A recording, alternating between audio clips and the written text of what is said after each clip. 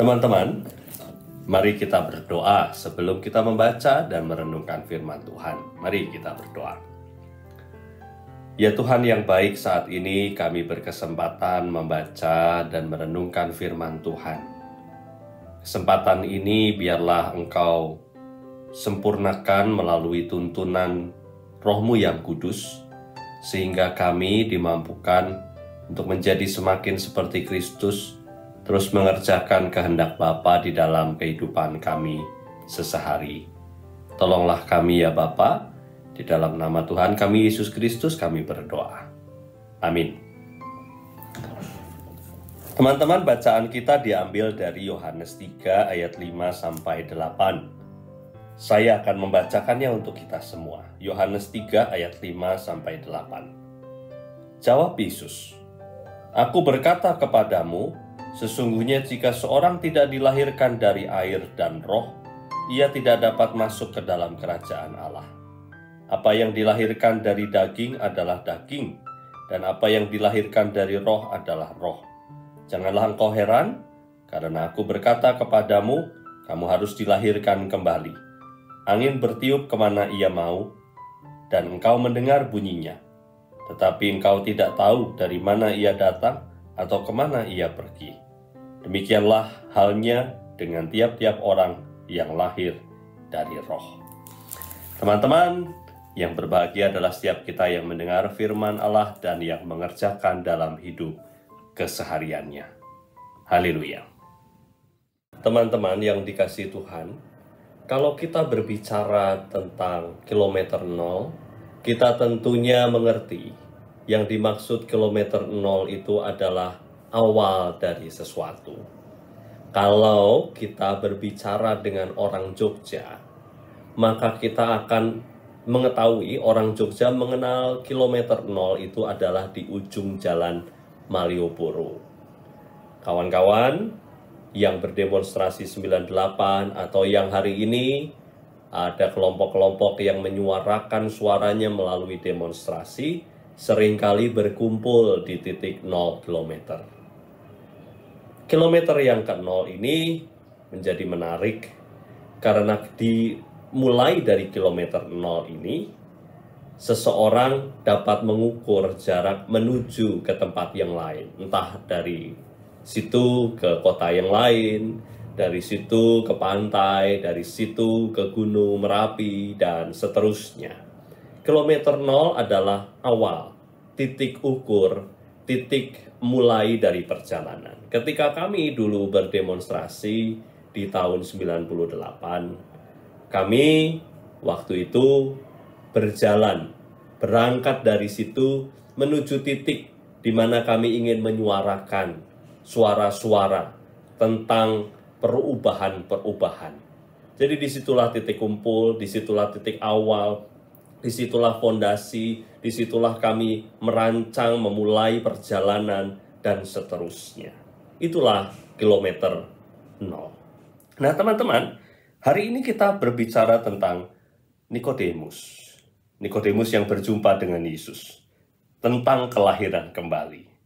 Kelahiran kembali itu seperti seseorang yang diingatkan untuk kembali ke asalnya. Kembali ke hal yang paling pokok. Kembali ke dasarnya. Kelahiran kembali memang ada banyak maknanya. Ada banyak cara orang Kristen memahaminya. Denominasi-denominasi Kristen memiliki pemahaman tentang kelahiran kembali yang memang ada benang merahnya, tetapi ada begitu banyak variasinya. Bagi kita memahami kelahiran kembali adalah ketika kita kembali kepada Allah. Ketika kita menyerahkan hidup kita kepada Allah, ketika kita mengikuti Allah, bukan hanya dari sisi pikiran kita, tetapi juga keseluruhan hidup kita termasuk tindakan dan tutur kata kita. Seseorang yang dilahirkan kembali menurut kepercayaan gereja kita adalah seseorang yang hidup di dalam Yesus, yang telah menerima Yesus dan telah menerima Roh Kudus untuk mengarahkan dirinya terus kepada Bapa.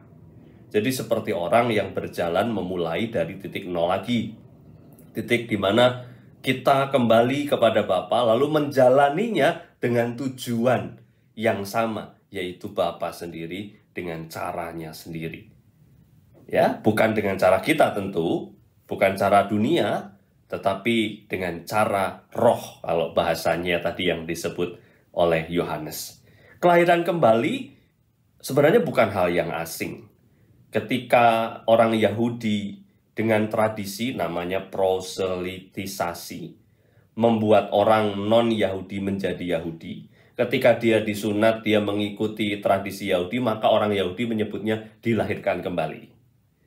Lalu kemudian ada sebuah tradisi yang ada di zaman Romawi pada saat itu, di zaman Yesus juga saya kira masih ada. Nama tradisinya adalah Taurobolium. Nama tradisinya Taurobolium. Taurus itu kerbau atau lembu. Ya, lalu ada lembu. Kita lihat gambarnya. Seseorang dimasukkan ke dalam tanah yang diapit oleh pilar-pilar. Lalu di atasnya ada tutupnya begitu. Lalu kemudian ada lembu di atasnya. Lalu orang yang ada di dalam tanah ini nanti akan bermandikan darah lembu yang disembelih di atas. Lalu orang ini ketika keluar nanti akan disebut sebagai orang yang telah dilahirkan kembali. Ini tradisi-tradisi kelahiran kembali di beberapa tempat, Yahudi dan termasuk Romawi. Namun, bagi kita orang Kristen, kelahiran kembali tidak perlu melakukan tindakan-tindakan yang terlalu ekstrim seperti itu. Bukan simbolik yang ekstrim.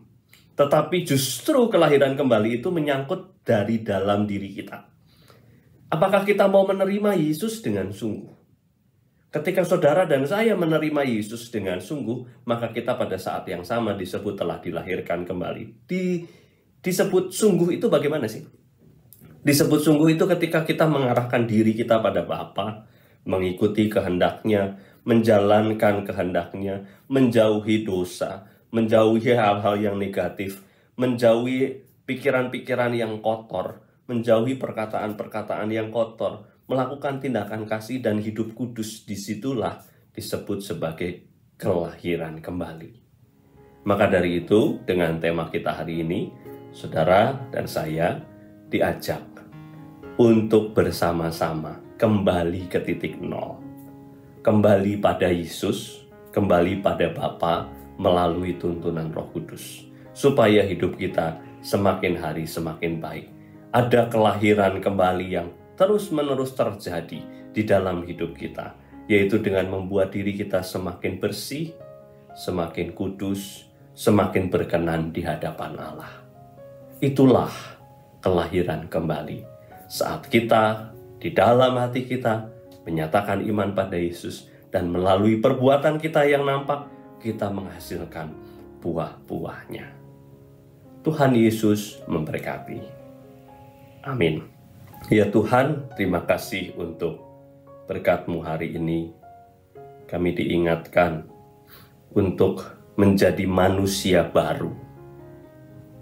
Kitab Roma menyatakan kepada kami untuk menjadi manusia baru. Engkau berkata kepada Nikodemus, bahwa ia perlu kelahiran kembali untuk menjadi manusia baru. Kami memohon agar kami kembali ke titik nol.